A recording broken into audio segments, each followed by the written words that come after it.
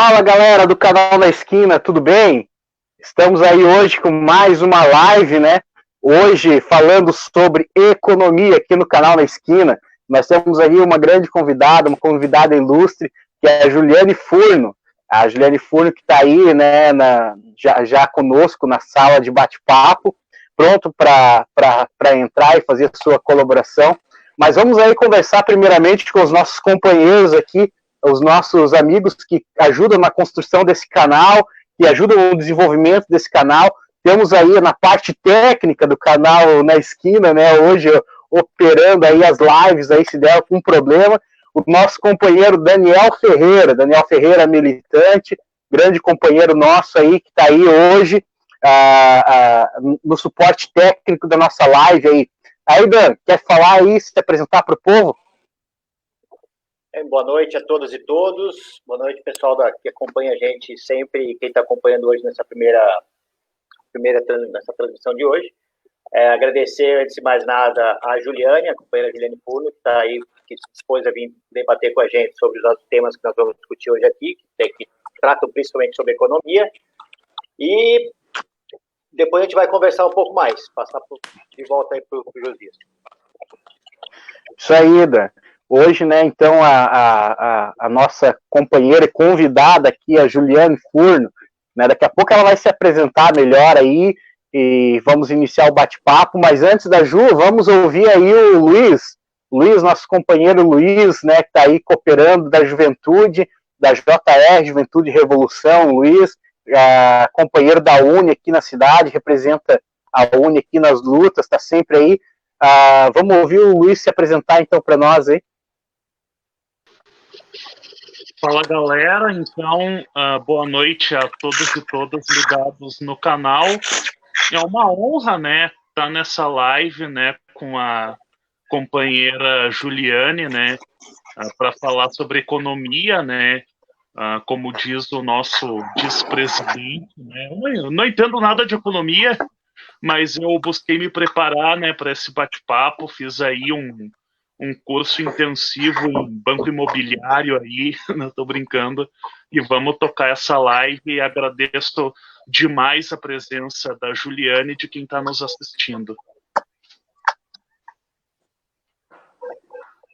É isso aí, Titi. Então, gente, a nossa live de hoje foi pensada justamente para falar sobre esse problema, né? A gente vê aí muitas vezes o nosso presidente da República, né? Quer dizer, não sei se pode ser chamado de presidente uma pessoa dessa, mas tudo bem, ele foi eleito num processo que eu tenho dúvidas que seja democrático, mas foi eleito.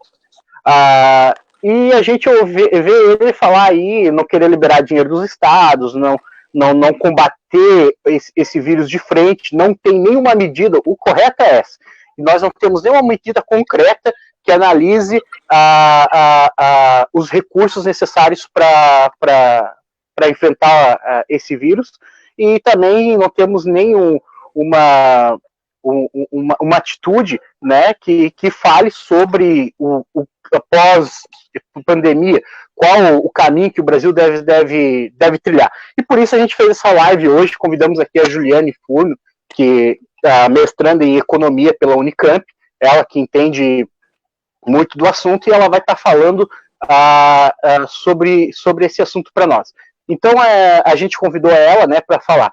Mas antes da gente chegar nesse ponto, vamos dar um panorama geral aqui do que está acontecendo nesse Brasil aqui, que está tudo virando de cabeça para baixo, né, as coisas. A gente recebeu hoje, então, né, pessoal, aí na íntegra o depoimento do Sérgio Moro na PF, né? Pois é. E ali o Sérgio Moro deixou muito claro, muito bem alinhavado a participação do presidente Bolsonaro querendo assumir, querendo ter o controle da Polícia Federal do Rio de Janeiro. É justamente ali onde é o foco das investigações do filho dele e dos amigos dele, né? Então, tá muito claro isso, tá bem claro isso nas afirmações que Sérgio Moro, outro golpista, né? Uma outra pessoa que que não é de confiança, mas ele passou 18 meses dentro desse governo, colhendo essas informações, e agora largou essa bomba, né? A gente sabe que isso aí, é claro, que é para fazer campanha para ele lá na frente, né? Para ele não ser associado à imagem dele com o que está acontecendo, mas o fato é que se Sérgio Moro aceitou o convite para ser o ministro de um governo que ele sabia que já era fruto de milicianos e tal, é porque ele, de boa índole, já não tinha mais nada, né? Então, eu vou passar para o Dan dar um panorama aí geral do que ele está entendendo sobre esse assunto, né? Aí, e logo após a gente já começa o nosso bate-papo. Enquanto isso as pessoas vão entrando mais, e aí a gente já passa para a Ju, e a Ju toca a nossa live, e a gente vai fazendo perguntas e para ela, beleza? Daniel, o que tu acha, Daniel, desse cenário que se criou novo aí? O que tu tá acompanhando, tu como historiador, né? Daniel, historiador, tu como historiador, qual a tua análise feita sobre esse cenário novo que se criou hoje na política? Então, eu já tenho falado isso em outras conversas nossas, e a gente vem debatendo bastante sobre a questão do que tem acontecido. Eu acho que a Juliane vai falar bastante sobre isso depois, sobre o caráter dessa crise, que não é a crise do coronavírus, é uma crise que já vem anterior a isso. Do que a gente percebe, a minha preocupação, uma grande preocupação que eu tenho com relação às coisas que estão acontecendo, do ponto de vista de militância, é que o governo Bolsonaro vem dando a agenda das nossas reivindicações, das nossas lutas. A gente tem trabalhado sempre em cima das agendas que esse governo apresenta. A gente tem, enquanto militância, enquanto organizações populares, enquanto partidos políticos, a gente tem ficado muito aquém do que a gente poderia estar. A gente não está apresentando, de fato, certas coisas que a gente poderia estar trabalhando. A gente não está discutindo e colocando o tom do debate. A gente está indo atrás do que o Bolsonaro e seu governo apresentam para a gente. E a gente acaba ficando muito perdido em algumas pirotecnias do governo Bolsonaro. A própria questão do que ele tem feito, a forma como ele tem agido com relação à crise do coronavírus, com relação à crise sanitária, estou falando, porque eu acho que ele usa muito mais a questão sanitária para esconder, de fato, o que ele não tem feito e o que ele não pretende fazer com relação à crise econômica e humanitária, enfim. A gente percebe um distanciamento desse debate quando a gente fica discutindo muitas vezes a saída do Bolsonaro para cá, o Bolsonaro foi visitar fulano. Isso é importante, essa discussão? É importante para mostrar o caráter do governo Bolsonaro. Mas a gente não percebe, dentro desse processo, a gente acaba ficando muito dessa discussão. A gente vê aí nas redes sociais, todo mundo discutindo, porque o Bolsonaro vai para um lugar, o Bolsonaro está participando de uma atividade não sei aonde, está lá ajudando no contágio. Isso é importante discutir, como eu disse, é importante para mostrar como é o governo Bolsonaro, como é que é a questão da megalomania do atual presidente, mas a gente acaba ficando muito aquém na discussão de apresentar propostas de fato. Claro que, entre nós, a gente discute isso, mas a gente não tem conseguido fazer o debate de fato com o resto da sociedade. E isso tem me angustiado bastante. Eu tenho ficado bastante angustiado nesse sentido. Eu já vou botar um pouco da discussão que eu quero ouvir da Juliane depois, com relação a algumas coisas que, por exemplo, assim, o papel, eu já disse a questão da crise, a crise não é a crise do coronavírus, é uma crise que já vem anterior, o coronavírus ele vem só dar um formato para essa crise, que é o formato atual. Então eu gostaria de escutar um pouco dela, a questão da conjuntura da crise, né? O que é essa crise que já vem acontecendo, como ela está hoje, o que é essa crise, o papel do Estado nesse debate, na construção de alternativas, o papel das organizações populares. Isso é importante a gente fazer esse debate, porque a gente tem um processo que está se desenhando, que a própria Juliane faz esse debate com relação ao futuro do neoliberalismo, a discussão do que é o neoliberalismo hoje, o que ele pode ser, o neoliberalismo clássico. Eu acho que é importante a gente discutir um pouco sobre isso e as saídas da crise. A gente tem várias discussões sobre a questão da saída da crise. Eu gostaria de ouvir da Juliane, como economista, quais são as saídas que ela vê, como é que ela vê esse processo, para que a gente possa discutir um pouco, pessoal. É isso aí. Bom, é gente, isso aí. posso... Opa, só um minutinho. Aí, Ju, já passamos a bola para você. Só gostaria aqui de fazer a menção aqui dos companheiros que estão aí na live, né, que estão aí já online conosco, aí, mandando sua mensagem. Aí o Anastácio, né? O Anastácio, um abraço aí, Anastácio. Dá-lhe grandes companheiros e companheiras. Um abraço para você, Anastácio. O Arthur, né? O professor Arthur ali, Arthur Anabol, ansioso para ouvir a Juliane. Lá já vai falar, Arthur, para você. E a dona Ladia, a dona Nega, a família Medeiros lá, né? Um abraço para a família Medeiros lá, né? Que na última live a filha dela, a Silvia, esteve aqui falando sobre fake news, né? Um abraço aí para vocês aí, gente. Então, o Dan fez as suas considerações, então vamos já começar a ouvir a Juliana, então. A Juliana não, Juliane, né? É Juliane. A Juliane aí com as suas ponderações, já dando uma introdução e já falando sobre essa crise aí, o que está acontecendo no país, as possíveis saídas para essa crise. Então, Ju, é contigo. Então, oi, Dan, oi, Tite, oi, Josias, boa noite. Obrigada pelo convite para participar.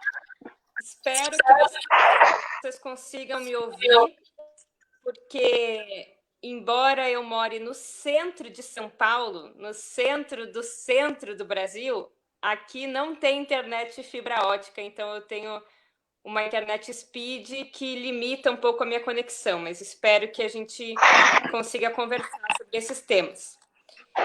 Em primeiro lugar, o Dan já deixou cristalino, né? Mas é bom referenciar outra vez que o mundo já vivia ainda os resquícios de uma grave crise no sistema capitalista, principalmente no sistema financeiro, ocasionada no ano de 2008 e que ainda deixava resultados importantes na dinâmica econômica mundial. Então, antes da crise do coronavírus, antes de existir coronavírus, no ano de 2019, o Banco Mundial já fazia uma previsão de crescimento da economia mundial em torno de 2%. Isso é extremamente baixo se a gente for olhar os padrões, as médias de crescimento nos períodos anteriores, demonstrando que alguns elementos, como o avanço da desigualdade e a não recuperação das atividades produtivas das principais economias, ainda como resultado da crise de 2008, colocavam obstáculos à retomada do crescimento em taxas de normalidade. Então, a crise do coronavírus, ela aprofunda ou ela radicaliza uma tendência à desaceleração econômica e ao aumento da desigualdade que já vinham como regra nessas últimas décadas. Por exemplo, uma crise, né, de uma natureza exógena, como é a crise do coronavírus, se tivesse atingido a economia mundial, por exemplo, nos anos 60, provavelmente teria uma outra repercussão do que tem agora nos anos 2000. Isso tudo para dizer que não é verdade que a gente vivia em plena normalidade ou pleno funcionamento das economias e que o coronavírus chegou para desorganizar os sistemas produtivos e fazer a economia mundial mergulhar em recessão. Se a gente for olhar mais especificamente para o Brasil, aí a gente pode radicalizar essa afirmação. O Brasil passou recentemente pela maior crise econômica da sua história, com uma grave recessão econômica no ano de 2015 e no ano de 2016. O que significa recessão econômica? Significa que pelo menos 3 trimestres consecutivos tem crescimento negativo. Então, a economia brasileira, em 2015, recuou 3,5% do seu PIB, da sua geração de riqueza, em relação ao ano anterior, e em 2016 ela recuou mais 3,8% em relação a 2015. Então, a gente tinha um acumulado de mais ou menos 7% a menos na geração de riqueza, de bens, de serviços, de mercadorias, do que a gente tinha em 2014. E de 2017 em diante, embora a gente tenha tido crescimento econômico, taxas positivas, elas variaram em torno de 1,3%, 1,7% e agora, no ano de 2019, 1,1% do PIB. Ou seja, a economia brasileira hoje não retomou o grau que ela tinha de desenvolvimento, de geração de riqueza e bens que ela tinha em 2014. E se a gente for levar em consideração o crescimento populacional, ou seja, o que seria o PIB per capita, a gente está estagnado, porque a economia cresce 1%, mas a população também cresce 1%. Ou seja, na soma dessas duas contas, a gente está estagnado. Então, a gente já vinha de um processo lento de retomada da atividade econômica, que ainda não chegava aos padrões pré-crise, e isso tudo agravado por uma taxa de desemprego que se normalizou em torno de 11%, com uma desigualdade social crescente. Então, vocês conseguiam ver, por exemplo, né, na publicação da revista Forbes de 2019, que de 2018 para 2019 aumentou em 73 o número de bilionários no Brasil, enquanto aumentou paralelamente o nível de pobreza, extrema pobreza na base da pirâmide. Ou seja, a gente vem de um processo de fraco desempenho econômico, de estabilização de uma alta taxa de desemprego, de aumento da desigualdade salarial, da desigualdade social e de queda no rendimento médio do trabalho. O que isso significa? Que ainda que a gente tenha gerado alguns empregos nesse último período, a massa salarial média da sociedade diminuiu. Isso significa que esses empregos criados foram consequências de demissões de trabalhadores com salários mais altos que foram trocados por trabalhadores por salários mais baixos. Senão, não tem como a gente compreender que, ao mesmo tempo que eleva o emprego, diminui o rendimento médio. Então, era um processo de agravamento das condições sociais, agravamento da desigualdade e dessa normalidade do desemprego no Brasil. Isso, se a gente for levar em consideração, por exemplo, só o que a gente chama de desemprego aberto. Vocês sabem como é a medição do desemprego no Brasil? Às vezes as pessoas não sabem. Mas, por exemplo, o cara do IBGE, que está fazendo a PNAD, a Pesquisa Nacional por Amostra de Domicílio, ele passa na sua casa e pergunta assim: você exerceu alguma atividade remunerada na semana de referência? Aí, se você disser que, por exemplo, lavou um carro, fez um bico de garçonete no bar, você é considerado empregado. Ainda que você não tenha vínculo trabalhista, ainda que você não tenha direitos trabalhistas e que você não tenha um emprego estável.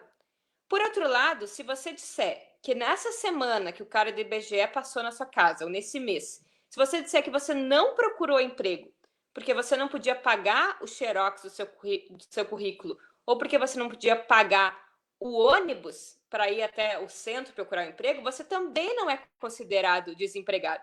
Então, hoje, 11% de desempregados no Brasil é só esse desemprego aberto.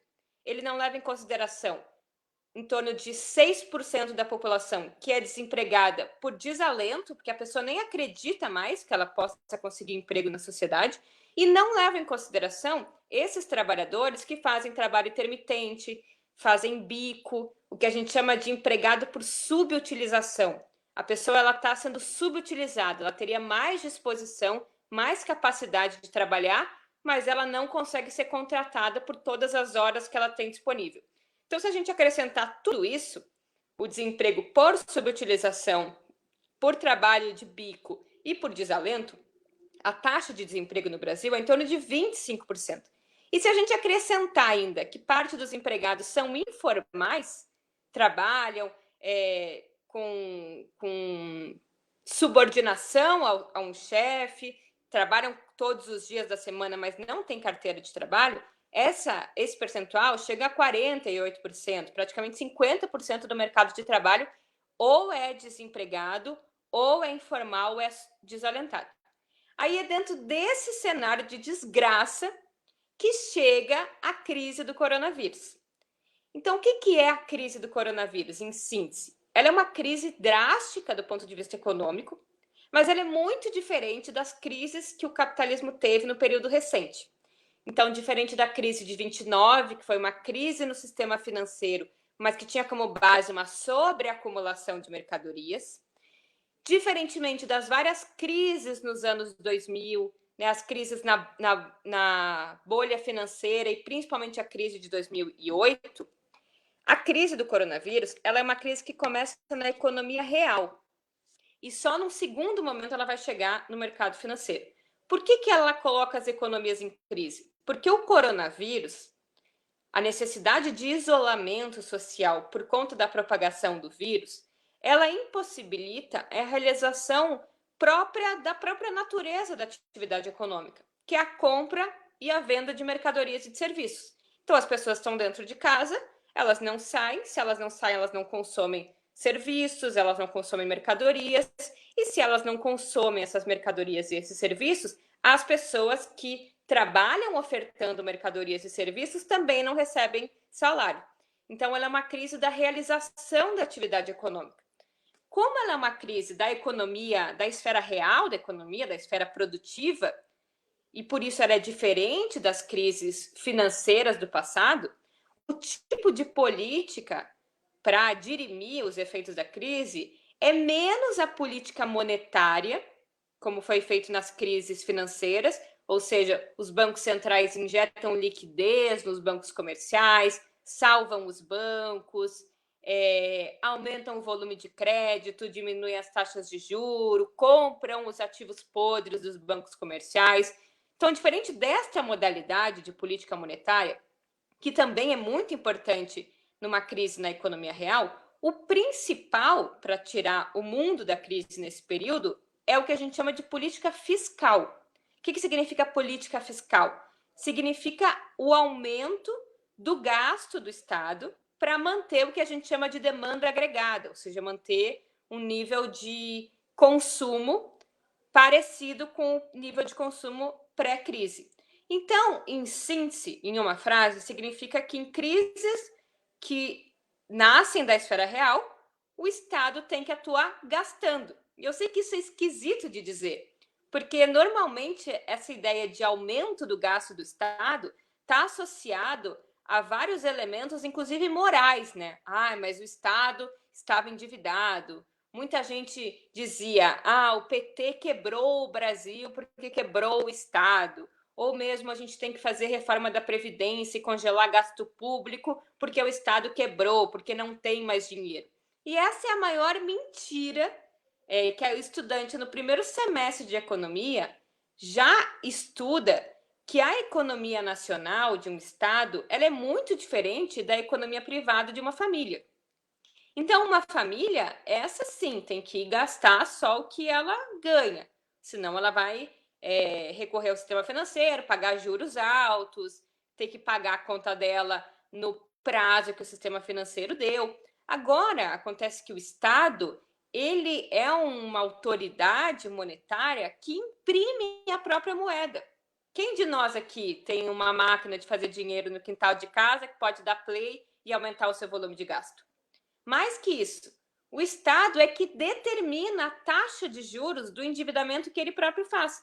Eu não chego lá no Banco do Brasil e digo, olha, eu quero pegar esse empréstimo, mas eu quero pagar tanto de juros, não o que você está me dizendo. O Estado, sim, ele determina a taxa básica de juros na economia. E mais que isso, o Estado determina o prazo de pagamento da dívida dele. Ele pode dizer, olha, eu vou te pagar daqui a 30, 40 anos, enquanto isso eu vou amortizar essa dívida.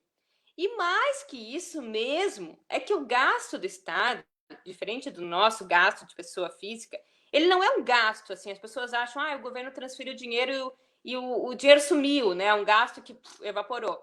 O gasto do Estado, ele é investimento.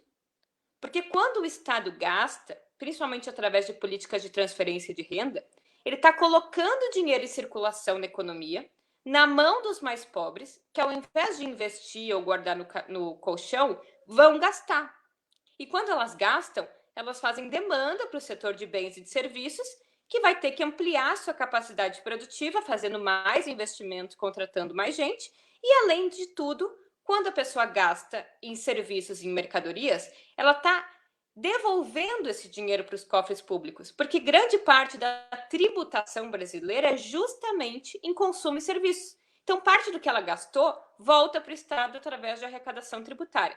Então, para dizer que todos os países no mundo, frente à crise do coronavírus, estão cumprindo a receita keynesiana, né? O Keynes foi um grande teórico dos anos 30 e dos anos 40, que ele dizia que para os Estados Unidos, para a Inglaterra, para os países centrais saírem da crise de 29, eles tinham que contratar trabalhadores em 2 turnos. O primeiro turno ia cavar buraco e o segundo turno ia tampar buraco. O que ele queria dizer é: o Estado precisa empregar as pessoas e essas pessoas, ao estarem empregadas, vão consumir, e ao consumir vão movimentar o mercado interno. Então, essas políticas keynesianas, né, na linguagem hoje popular, significam o Estado intervir e gastar na sociedade. Então, num momento como esse, que ninguém pode gastar, o Estado precisa aumentar o seu volume de gasto para garantir que a economia não entre em recessão. Mas qual que é a lógica, a doutrina dos neoliberais? É que o mercado se autoajusta. Quanto menos o governo interferir, melhor vai ser a relação de equilíbrio entre preço, entre demanda e entre oferta. Mas agora todos os países, inclusive os bastiões do liberalismo, jogaram para o alto as suas teorias convencionais e estão adotando esse keynesianismo disfarçado, aumentando o gasto do Estado, aumentando o gasto do Estado não só em transferência direta de renda para as pessoas, mas aumentando o investimento do Estado, o Estado sendo credor nessas sociedades, para garantir que a gente não entre num processo de profunda depressão econômica, que aí sim a gente teria possibilidades bem piores de sair sobre a crise. Mas isso para dar um panorama geral, aí eu acho que a gente pode comentar depois propriamente sobre o que o Brasil está, qual a política econômica que o Brasil está fazendo para sair aqui da crise. Mas ia parar um pouco, senão eu vou ficar aqui fazendo monólogo.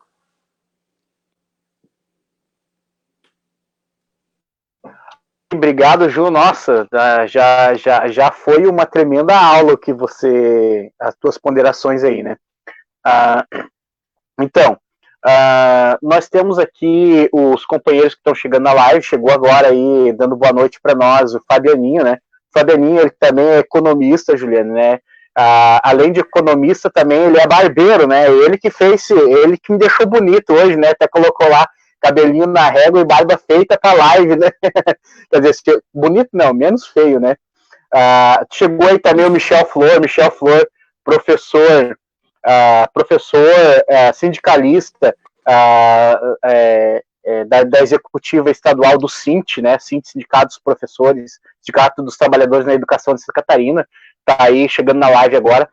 Bom, Ju, sobre as suas ponderações ali que tu fez, uma coisa que me chamou a atenção é que tu disse que o Estado ele tem que enfrentar essa crise injetando dinheiro nos mais pobres, né? E o que a gente tá vendo no Brasil, eu não sei se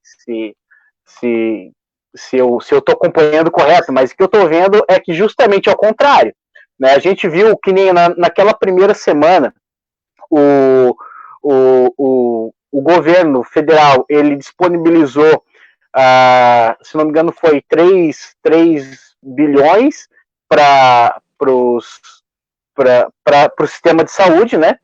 E disponibilizou 10 bilhões, né, para o SUS, 3 bilhões para o SUS, e 10 bilhões ele disponibilizou para as iniciativas privadas, para as empresas privadas. E se a gente for ver também a taxa, o dinheiro que o Brasil, que o governo federal está disponibilizando para os bancos, para ajudar nas questões dos juros, para dar empréstimo pessoal, é bem maior, né? Aí teve aquela primeira leva que o governo disponibilizou para os bancos, disponibilizar empréstimos sem juros. O que foi, assim, o dinheiro que foi disponibilizado ali em menos de uma semana já não tinha mais. Nós temos casos aqui, inclusive, de amigos meus que são pequenos comerciantes que foram tentar esse empréstimo e não conseguiram. Por quê? Porque aqui grandes empresas fizeram empréstimos de milhões e milhões de reais e os pequenos que empregam 3, 4 funcionários, tem, inclusive o Fabianinho aqui, ele tem um empreendimento dele, ele tem uma cervejaria, ele fabrica cerveja aqui, ele pode colocar aqui muito bem essas questões. A gente viu que, então, o dinheiro, na realidade, está sendo investido para os grandes, os pequenos ficam de segundo plano, né? Então, segundo a tua análise, o governo está agindo de uma forma totalmente errada enfrentando essa crise. É isso mesmo, Ju?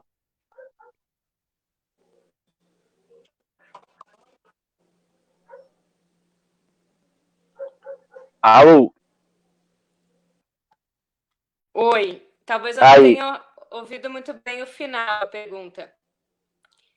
Não, mas eu acho que o governo Bolsonaro... Eu acho que o governo Bolsonaro ele faz uma política de Robin Hood desses. Ele tira dos pobres para dar para os mais ricos. E com isso também ele explicita o compromisso de classe que ele tem, né? Porque às vezes as pessoas acham que existe alguém, né? Existe um governante que pode legislar com neutralidade, né? Vamos fazer um governo para todos. Se a gente vive numa sociedade dividida em classes sociais, em duas classes fundamentais, não existe como atender os interesses dos explorados e dos exploradores ao mesmo tempo. Então, os sucessivos governos fazem de classe com quem é o sujeito que eles vão favorecer em última instância.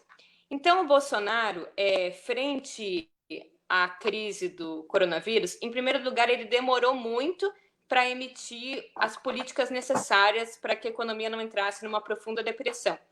Então, enquanto o Banco Central americano já tinha dito que ia financiar desde o Estado americano até o cartão de crédito das pessoas físicas, quando o Chile já tinha dito que ia fazer uma dívida de em torno de 10% do PIB, enquanto todos os países do mundo, enquanto a Venezuela já tinha dito que cobriria o salário dos trabalhadores da iniciativa pública e da iniciativa privada, enquanto todo mundo estava convergindo para isso, o governo Bolsonaro ainda ficava apertando naquela tecla de ter que fazer reformas estruturais e falando em salvar a economia.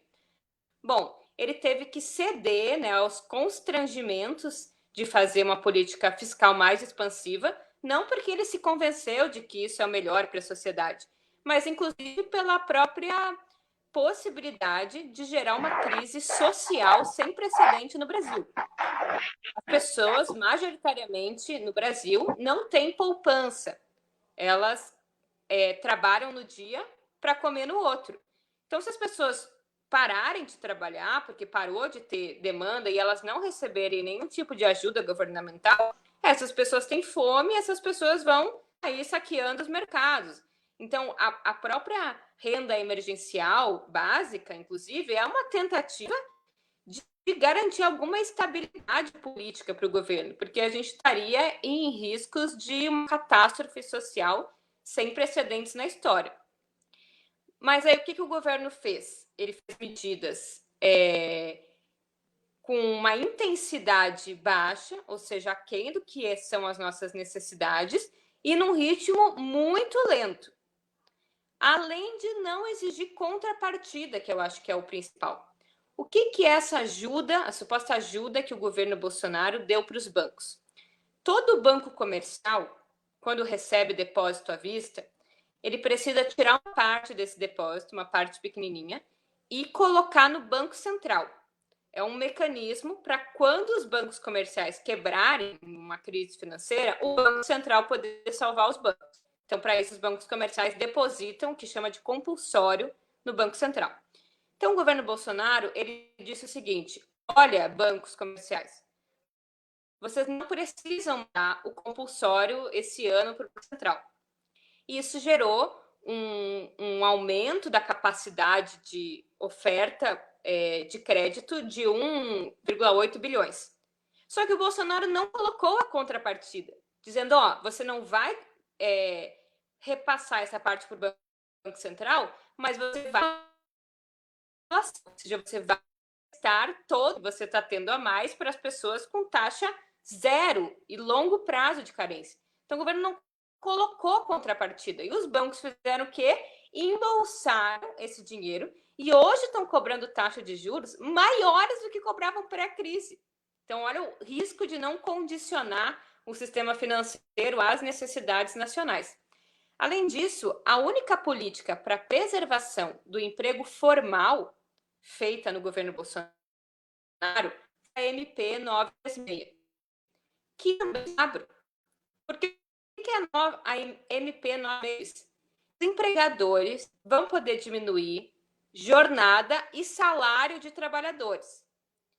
E, em contraposição, o governo vai complementar esse percentual perdido com uma parte do auxílio-desemprego. Deixa eu explicar concretamente.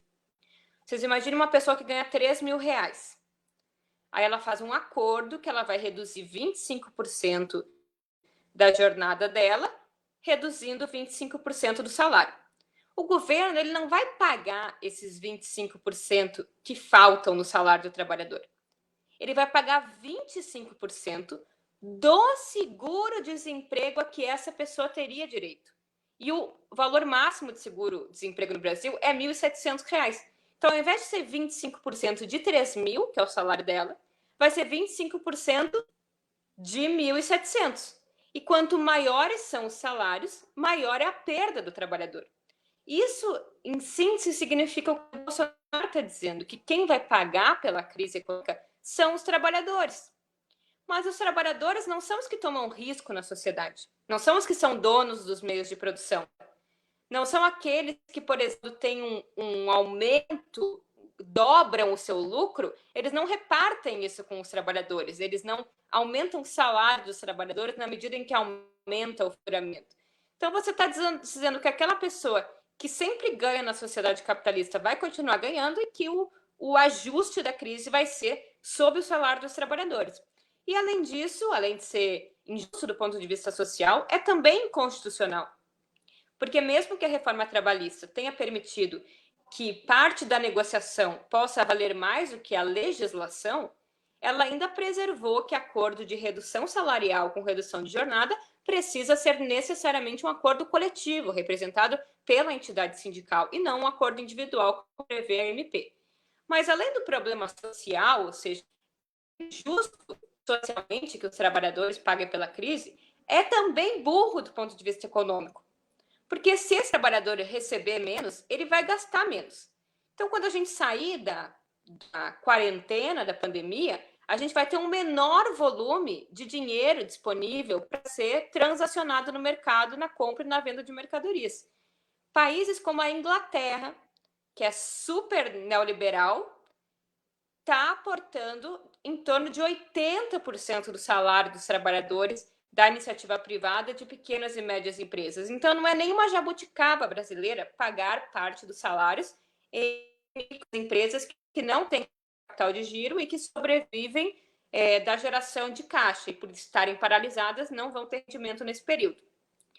Então, são vários elementos que atestam que o Bolsonaro faz política para favor das empresas e para favorecimento do sistema financeiro, e sem colocar contrapartidas. Por exemplo, na Argentina, o governo ninguém, é um programa que o governo que as empresas não podem demitir as pessoas pelos próximos 90 dias. Então, o governo Bolsonaro podia ter dito: olha, nós vamos aportar parte do salário dos trabalhadores, mas com a contrapartida que vocês não demitam ninguém. Ou a gente vai desonerar a folha salarial e pagamento de tributos com a contrapartida de que vocês não demitam. É uma barganha que tem que ser feita no setor privado, mas o governo não parece estar muito interessado. Por outro lado, ele propôs, acho que a primeira medida que parte do executivo, porque todas as outras têm partido do Congresso, que é uma aberração, né? A gente vê um presidente que precisa estar submetido a um Congresso que legisla muito mais do que o próprio Poder Executivo. Mas o Executivo, na figura do ministro da Casa Civil, publicou um plano que chama Plano Pró-Brasil, que é o plano de retomada do crescimento econômico para depois de passada a pandemia.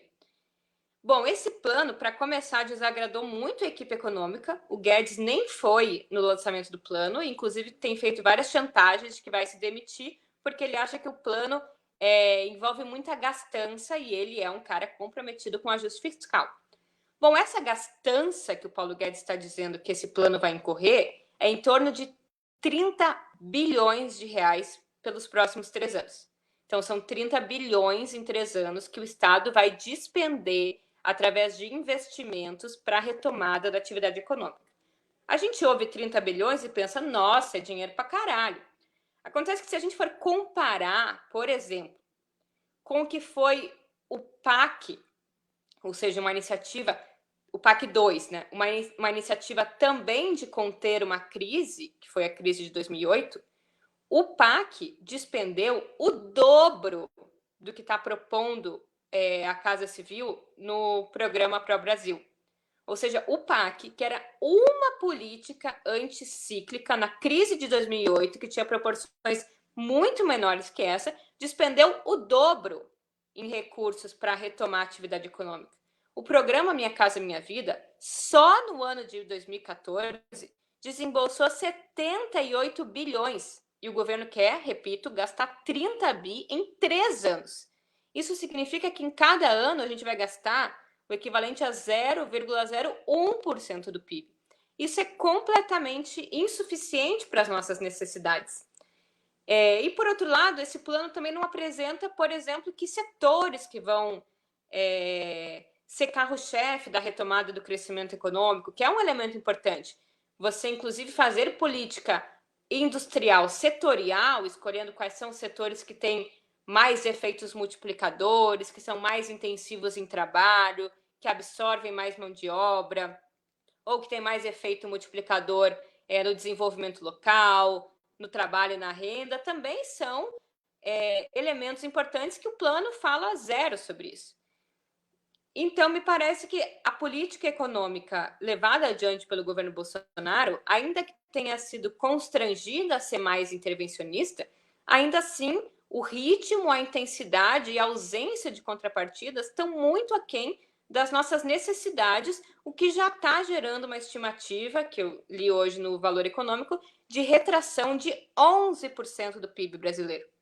Se a gente for levar em consideração a estimativa de que cada 1% de redução ou aumento no PIB significa 1 milhão de empregos, é mais ou menos 11 milhões a mais de desempregados no Brasil se a gente tiver esse nível de retração econômica nunca vista na história brasileira e talvez não tenha sido vista na história mundial. Então, o governo Bolsonaro está comprometendo fortemente ao nosso futuro ao ser amarrado nesses dogmas de que o Estado não pode gastar, de que o Estado não tem dinheiro, enquanto a gente está vendo as pessoas morrer em fila do hospital, porque a gente tem um sistema único de saúde que, embora seja maravilhoso, porque é universal, é territorializado, tem uma equipe técnica capacitada, por outro lado, ele tem sido, nos últimos anos, fortemente atacado e hoje ele tem condições de contribuir de forma muito menor para a capacidade de atendimento do que ele teria se ele tivesse continuado com as reservas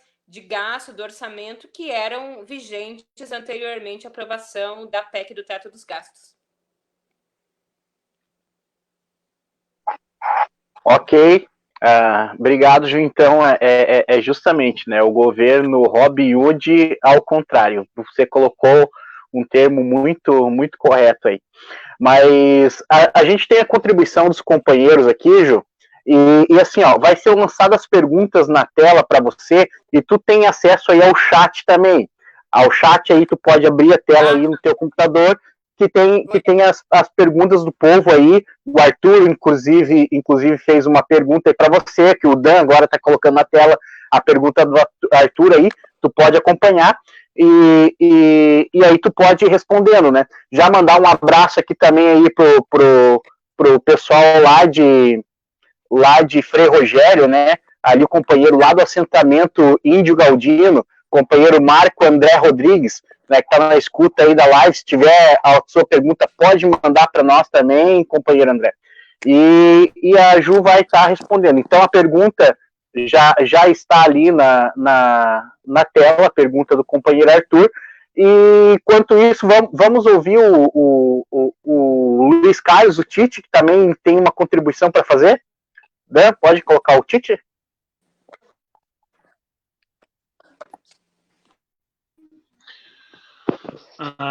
Então, estão conseguindo me ouvir bem aí, me ver bem.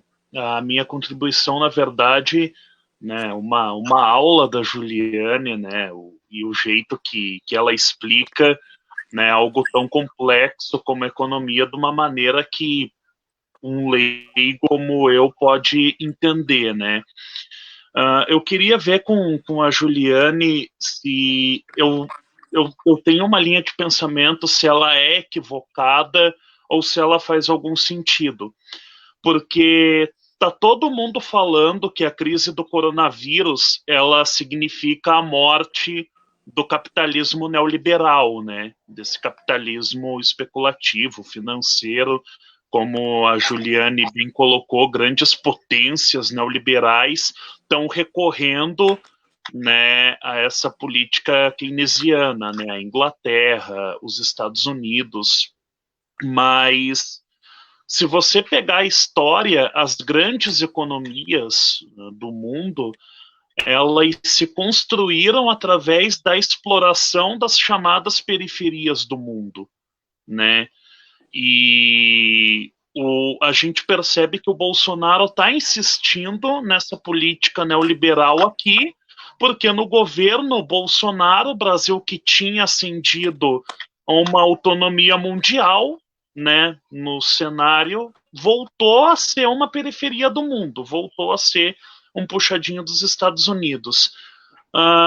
Com toda essa crise do coronavírus e os estados, né, neoliberais tendo que recorrer a um estado forte, se não vai ser as periferias do mundo que vão pagar a conta disso. O meu medo é que o neoliberalismo morra nos países ricos, né, mas que ele se torne ainda mais cruel na periferia do mundo, para que essa conta seja paga e para que a economia das potências cresçam em cima dos países pobres. Esse é o meu grande medo. Eu queria ver com a Juliane se esse meu medo faz sentido ou se realmente o neoliberalismo acabou e, enfim, qual que é a saída?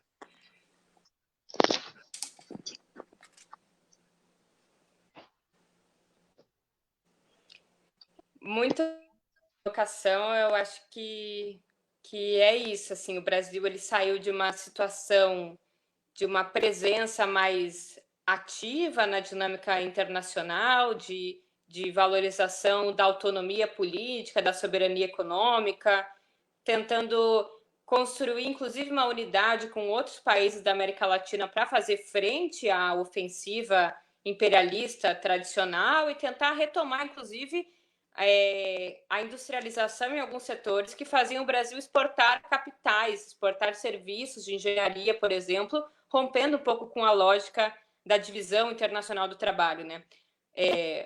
Não à toa, o BNDES e as grandes empreiteiras brasileiras foram fortemente atacadas pelas elites, pelo menos desde 2014, com a Lava Jato e recentemente com as denúncias infundadas da Caixa Preta do BNDES, porque o BNDES financiava, através de empréstimos, atividades econômicas que geravam exportação de serviços. Isso é muito bom, não só para a balança comercial brasileira, ou seja, a gente está exportando produto com maior valor agregado, com preço final maior. Imagina exportar um serviço de engenharia para a construção do porto de Muriel, em Cuba, e exportar uma caixa de laranja. Então, você estava exportando produtos, fortalecendo grandes empresas com capacidade produtiva, com know-how, com engenharia, que competiam, inclusive, com as empresas estrangeiras fornecedoras para a cadeia de petróleo e gás. Então, isso também faz parte de um processo de criminalização do BNDES, de criminalização das empresas nacionais, das empresas estatais, para tentar desmontar o nosso parque produtivo, para retomar o nosso lugar na divisão internacional do trabalho, que é esse provedor de matéria-prima com baixo valor adicionado e baixo progresso técnico. Mas me parece, aí uma análise um pouco mais histórica e mais teórica, que o neoliberalismo, aquele neoliberalismo que começou no final dos anos 70, que vai chegar no Brasil, na América Latina nos anos 90, esse neoliberalismo tradicional, podemos dizer, o neoliberalismo feito no governo Fernando Henrique, este neoliberalismo do livre mercado, da globalização, do fim das barreiras alfandegárias, das barreiras comerciais, da globalização produtiva, este neoliberalismo está passando por uma crise. Mas essa crise não parece ser uma crise do neoliberalismo, mas mais uma crise no neoliberalismo. O que isso significa? Que quem está conseguindo angariar as melhores respostas para essa crise é um ultraliberalismo. É um novo tipo de neoliberalismo que, por exemplo, pode prescindir de democracia. Ou seja, os mercados agem mal, né? Os mercados eles ficam nervosos no noticiário da Globo News quando o governo faz alguma política de aumento do gasto, mas eles não ficam nervosos quando o governo fala em AI-5, em fechar o Congresso, ou quando ele fala qualquer outra barbaridade que atente à democracia. Ou seja, um liberalismo que caga se tem democracia ou não.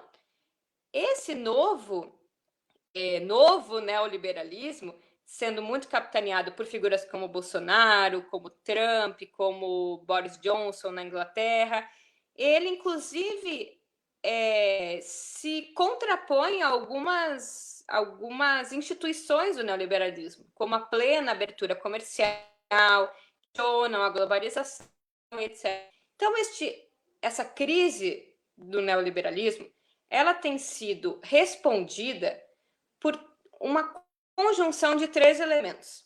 O primeiro deles é um avanço do neoconservadorismo, do ponto de vista ideológico. Então, o neoliberalismo entra em crise, mas ele está sendo respondido do ponto de vista ideológico por sociedades mais conservadoras, mais xenófobas, mais cerceadoras das liberdades individuais. Do ponto de vista político, a crise no neoliberalismo tem sido respondida por candidaturas ligadas à extrema-direita e a setores meio outsiders. Então, você vê uma pulverização dos partidos tradicionais e emergência de figuras meio anti-establishment que ganham notoriedade nesse período. E do ponto de vista econômico, a crise no neoliberalismo tem ensejado uma nova ofensiva imperialista, porque as taxas de acumulação estão dirimidas nos países centrais desde a crise de 2008 e eles precisam, mais uma vez, assim como foi a crise, a Grande Depressão do final do século XIX, eles precisam, mais uma vez, se insurgir na periferia capitalista para retomar a sua taxa de acumulação. Então, a gente vê uma nova ofensiva sobre os recursos naturais. Não à toa o golpe contra a Dilma tem muito a ver com o protecionismo que ela fazia em relação à Petrobras. Então, você vê golpe e logo em seguida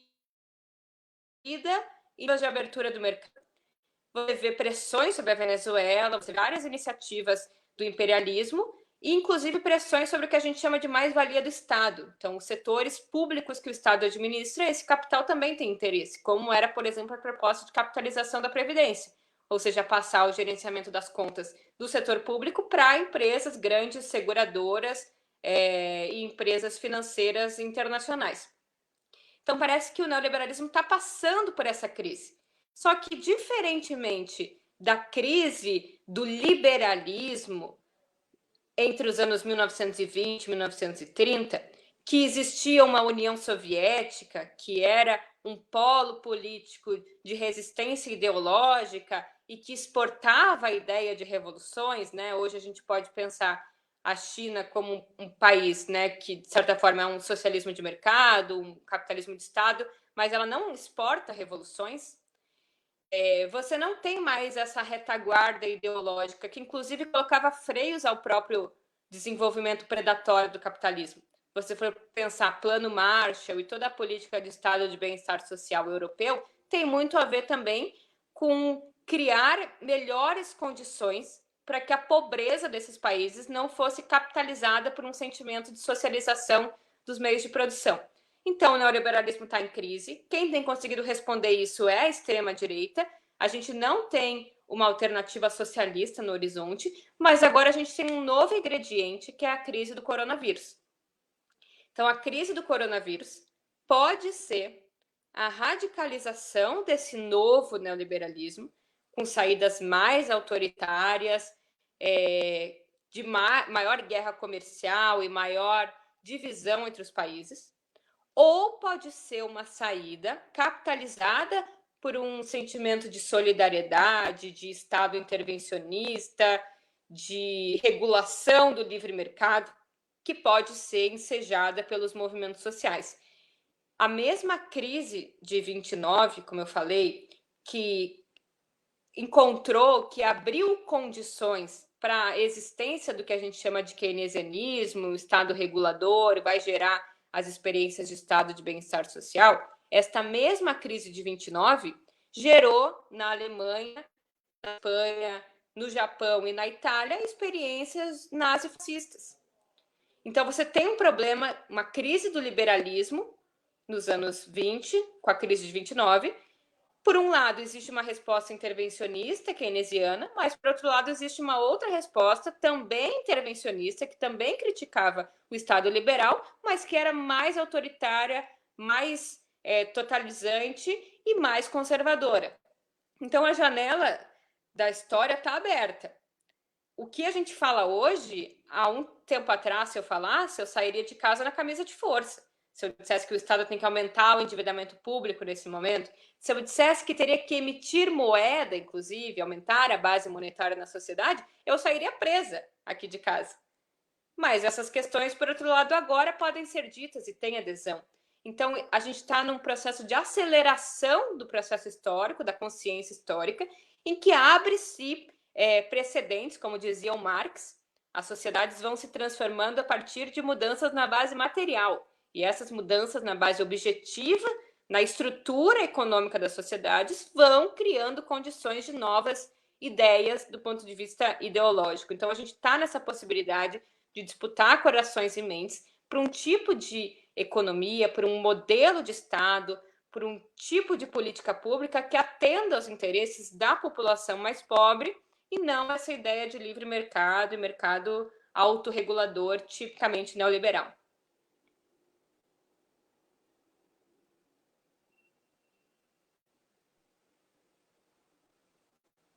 Oi, me ouviram?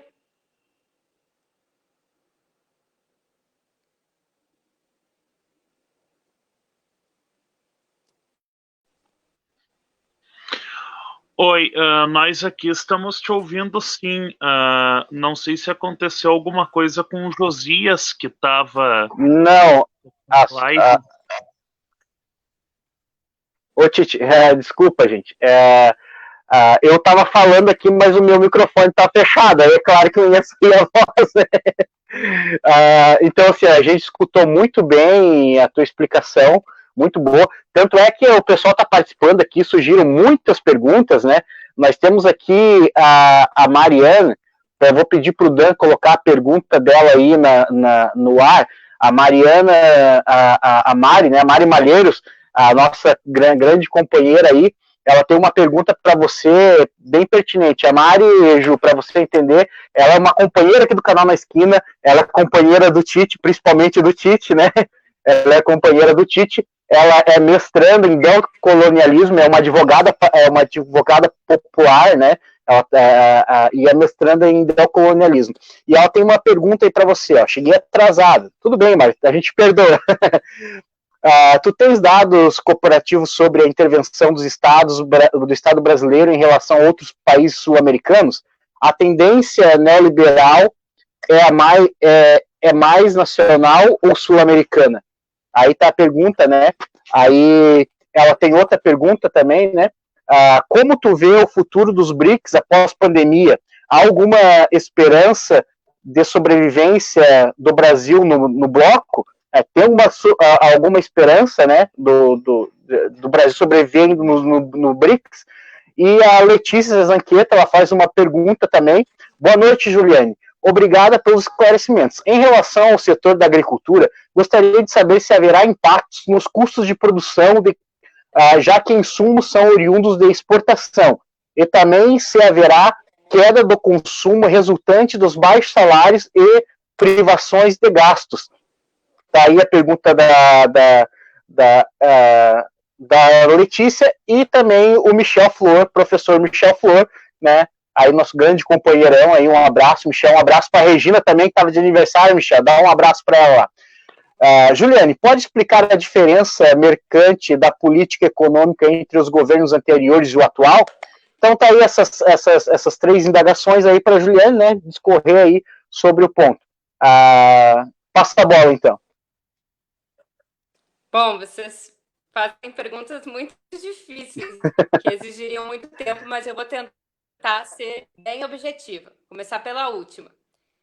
Não vou conseguir aqui falar todas as diferenças, porque elas são gritantes, elas são praticamente completamente opostas, mas eu vou dar só o exemplo de como o governo brasileiro encarou uma crise econômica de caráter internacional, que foi a de 2008.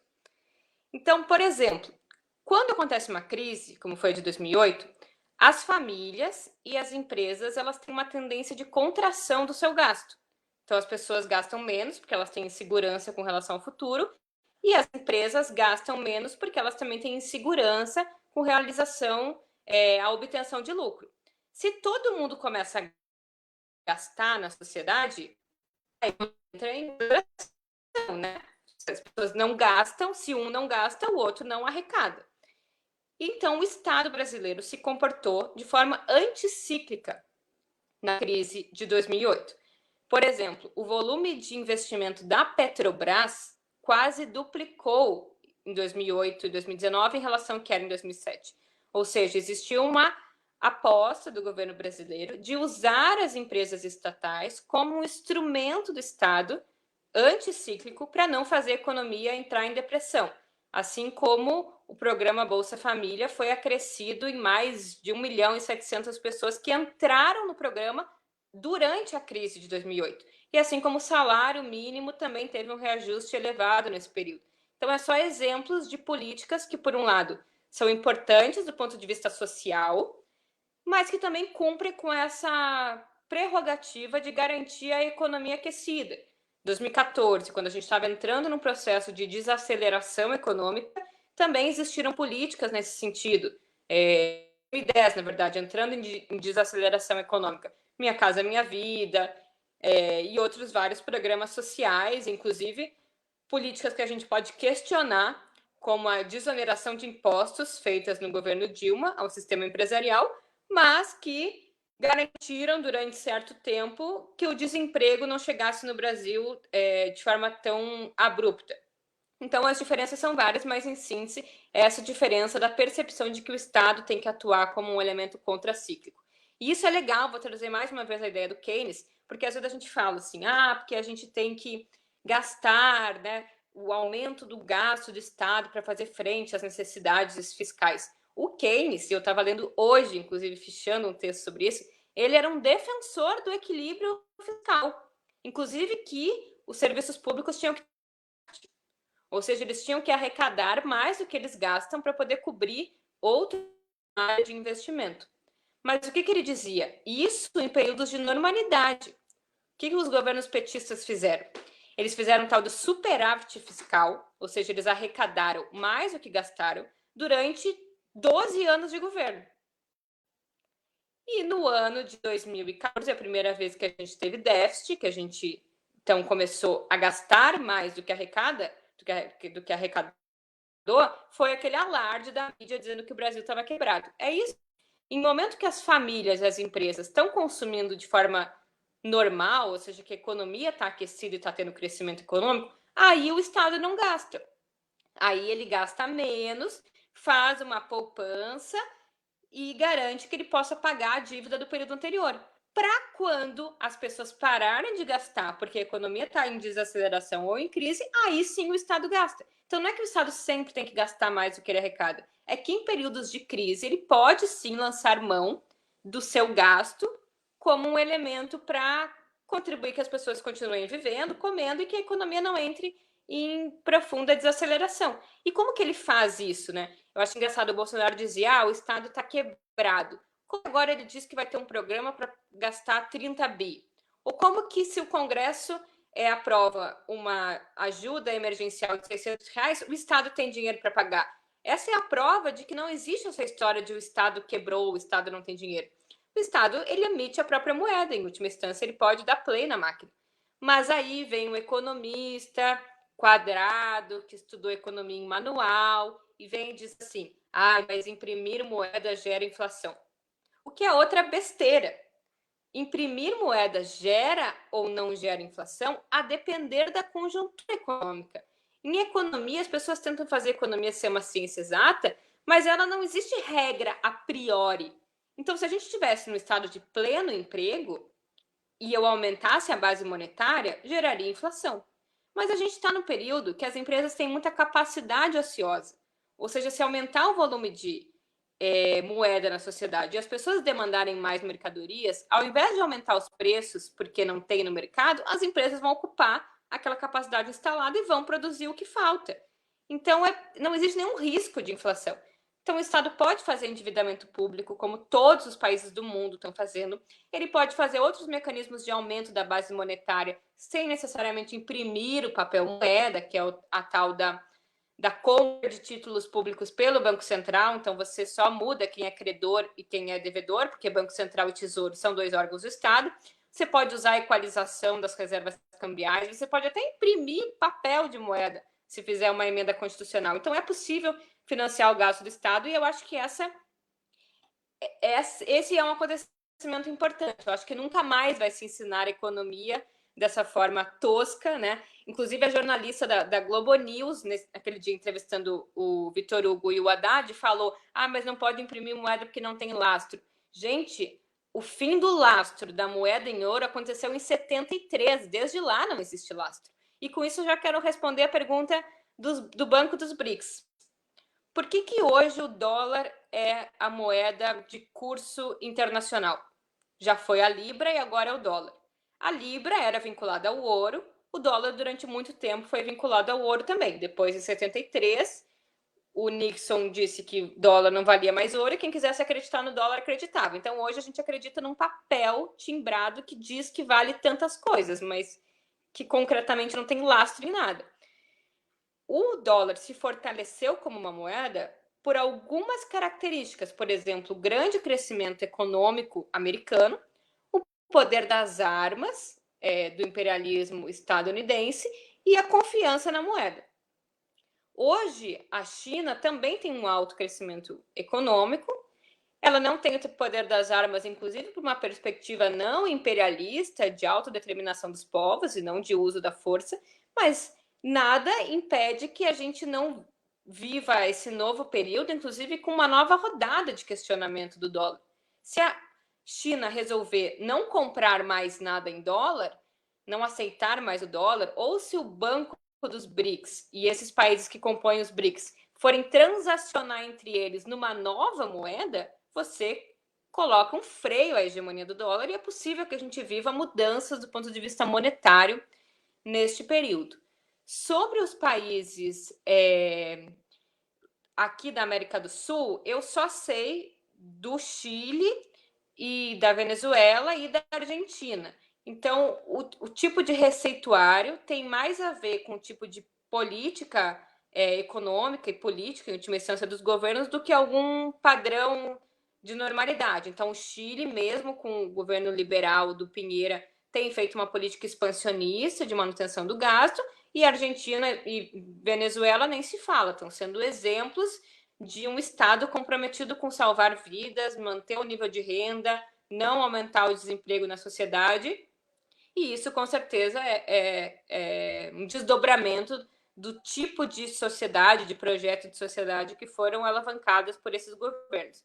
E aí, por fim, sobre a agricultura, não tem muito risco da gente parar de demandar produto agrícola, porque existem na economia produtos que são mais elásticos ou mais inelásticos. Os elásticos são aqueles que, por exemplo, se aumentarem o preço, a gente deixa de consumir, ou a gente troca por um parecido. se a manteiga começou a ficar muito cara, eu vou trocar por margarina, por exemplo. Então, manteiga é um produto elástico. Mas produto agrícola, ele é muito inelástico. Tipo, não importa o que acontecer, você tem que comer proteína, você tem que comer ovo, você tem que comer salada, você tem que consumir pão que vem do trigo. Então, os produtos agrícolas têm uma tendência a que não existe uma parada de demanda por esses produtos, porque a gente precisa deles. Mas existe a tendência de que o preço desses produtos se eleve. Porque, como ela falou, grande parte dos insumos são importados, os preços das mercadorias no mundo vão mudar no próximo período e também a própria capacidade de oferta vai ser provavelmente diminuída, porque vai ter menos colheita, porque vai ter menos gente trabalhando, porque vai ter menos mercado vendendo. Então, é possível que a gente veja uma relação diferente aí no preço dos produtos agrícolas, mas dificilmente a gente vai reduzir o nosso consumo de produtos agrícolas, porque eles são necessários para a gente sobreviver.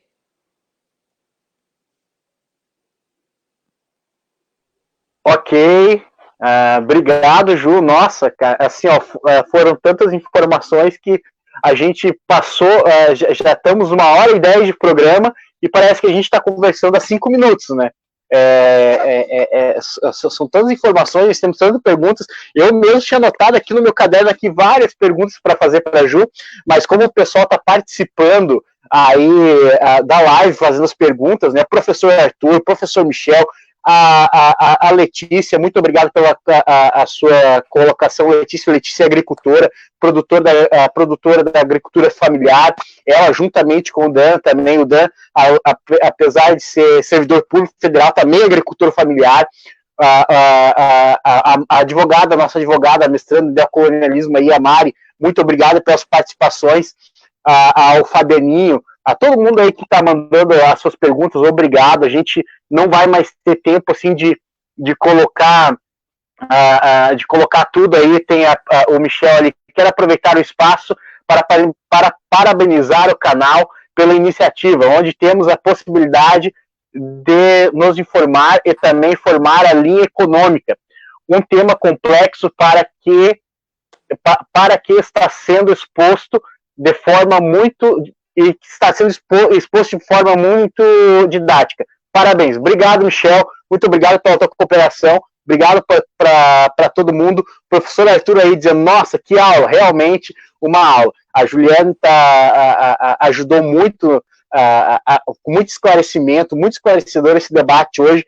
As nossas lives têm sido assim, né, ultimamente. Quando o professor Arthur participou conosco aqui da live, também foi esclarecedora, muito bom. 2 lives que nós fizemos com ele, as demais companheiras, a live passada com a Silvia, com a Maria, com o pessoal que participou sempre, e hoje a nossa live de alto nível. Parabéns. Então, assim, gente, eu gostaria de pedir desculpa, mas como nós já estamos aí passando para 1h10, vamos encaminhar para o final desse vídeo e dessa live. Eu gostaria já de passar aqui, antes de nós retornar para a Ju fazer suas considerações finais e dar, quem sabe, falar mais alguma coisa, quem sabe ela está lendo alguma pergunta e falar mais algo, eu gostaria de passar aqui para o Dan, e logo após o Dan, já o Tite, fazendo as considerações finais. Se tiver alguma pergunta, Dan e Tite já fazem, e aí a gente já encaminha para o final, porque já estamos batendo aí o nosso teto, né, da live, que é de 1 hora a 1h30, então, para nós não se alongarmos muito, também a Ju, com certeza a Juliane tem as suas tarefas aí, não vamos amarrar muito, né? Então, Daniel, e logo após o Tite, beleza? Então, antes de mais nada, muito obrigado, Juliane. Eu acho que foi, como todo mundo tem dito aí, esclarecedor. A economia é um tema tão complexo, tão complicado da gente entender e discutir, e está sendo didático para todo mundo. Eu acho que está claro pelos comentários e pelas conversas que o pessoal tem, pelas perguntas e comentários. Eu acho que está muito importante. A gente tem discutido muito durante essa crise do coronavírus, fica discutindo muito a questão sanitária, né? E outro dia o companheiro Zé do Diese, economista do Diese, o Zé Álvaro Cardoso, outro dia ele estava comentando sobre essa questão de que existe a crise sanitária, que a gente não está nem muito longe de conseguir fazer qualquer coisa, o governo não tem nenhuma proposta de fato para essa crise sanitária, mas ele salientava que a gente tem que se preocupar muito também com a crise econômica, que já vinha, como a gente já conversou aqui antes, já vem desde de antes desse processo do coronavírus, mas o coronavírus ele tomou uma outra proporção, e essa é a preocupação dele. O que vai ser depois dessa pandemia? O que vai ser da economia? O que vai ser da recuperação? Qual o papel do Estado, né? Ou o que o Estado tem feito? E essa discussão a gente muitas vezes não tem uma resposta e não tem propostas apresentadas. Eu acho que a Juliane apresentou muita coisa, disse muita coisa que foi esclarecedora para a gente.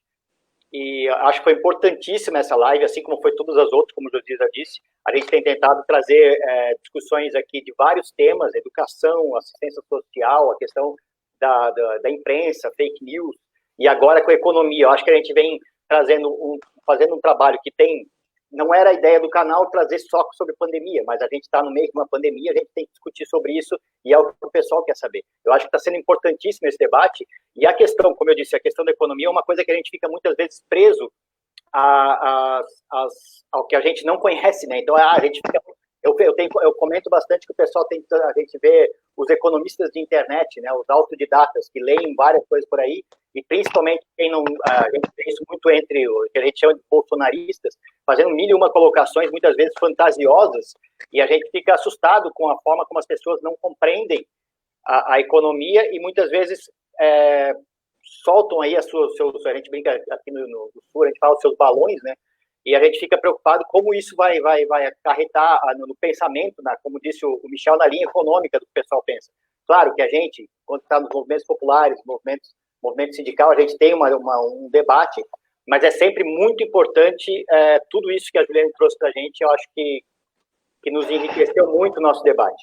Agradecer mais uma vez a participação de todo mundo, agradecer principalmente a participação da Juliane, que dispôs aí do tempo dela para conversar um pouco com a gente, e agradecendo já me despedindo. Muito obrigado a todo mundo aí. Ok. Vamos passar para o Tite, então, para nós não demorarmos muito, Daniel.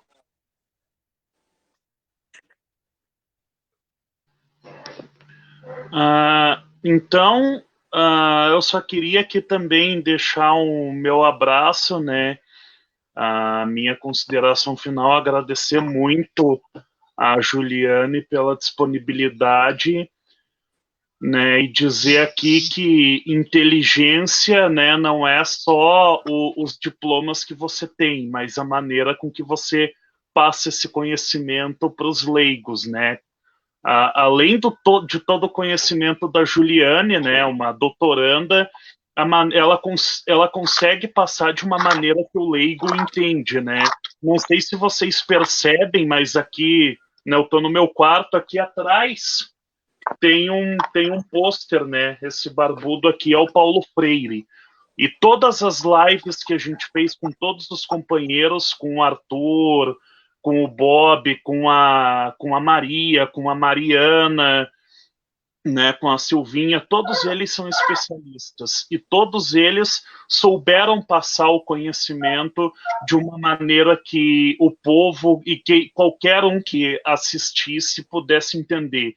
Isso é ser freiriano, isso é uma educação libertadora. A nossa proposta é essa também, né, lives educativas para quem está assistindo. Acho que é um momento que a gente precisa exercer uma postura educadora. Eu acho que, acima de tudo, essa live foi uma live educadora.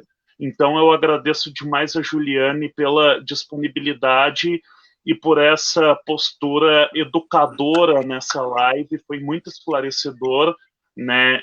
É o sonho que eu tenho, né? E eu partilho com os camaradas dessa sociedade educadora, e a gente, através do Na Esquina, está conseguindo atender esse objetivo. Obrigado a todos que participaram e seguimos firmes nas próximas.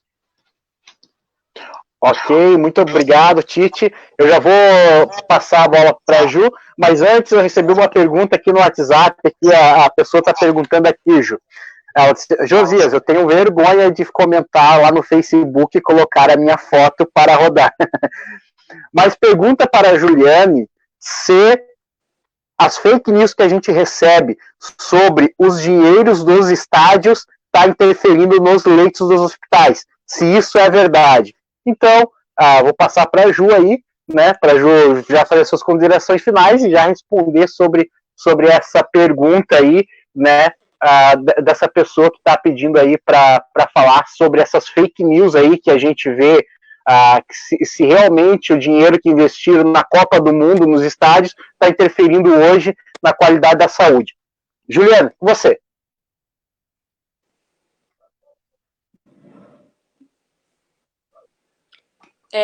Eu não consegui ouvir muito nenhuma das falas de vocês três agora. Acho que a internet está bem ruim. Aí eu vou ouvir no YouTube depois. Mas aí, só para me despedir, queria agradecer muito vocês terem me convidado. Eu muito de falar desse tema. Obrigada, Tite, Josias, Dan. E eu queria dizer também que eu tenho uma coluna no Jornal Brasil de Fato, que eu tento publicar textos de economia com uma linguagem mais acessível. Assim. Então, quem quiser me acompanhar, eu publico nas quintas-feiras, mas eu sempre publico, que é Juliane Furno.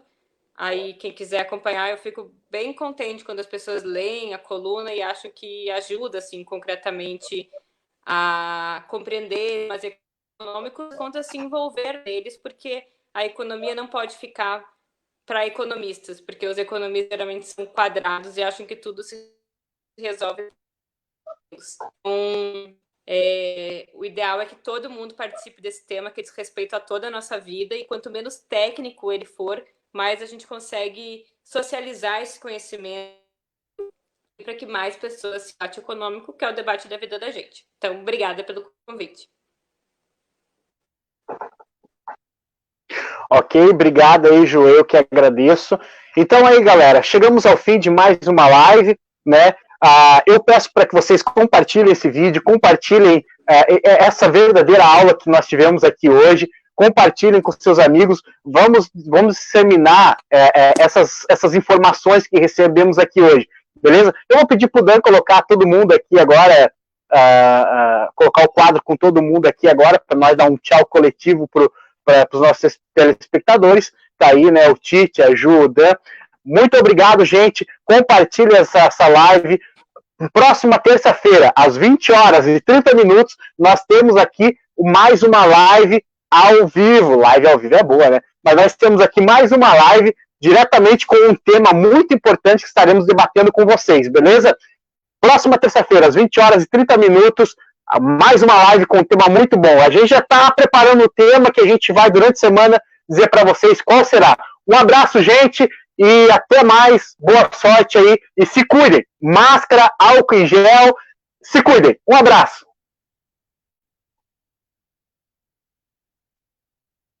Saiu do